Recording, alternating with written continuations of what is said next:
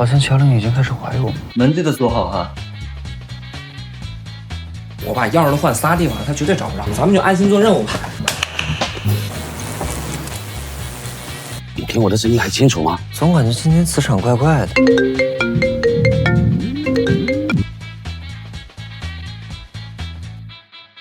事实就是这样，他有病，妄想症。这是第4个版本了哈。就算他有妄想症，自言自语，为什么跟你一击掌就睡着了呢？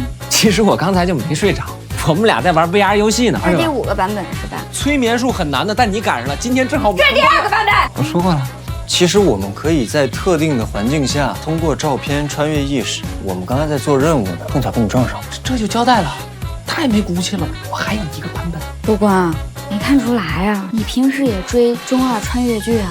你说你长得这么正儿八经，演，接着演。乔玲，你是真傻呀！人家跟你说实话，你反而不信了。行，既然说，我跟你说透一点，我们2个通过照片穿越到别人意识里的时光代理人。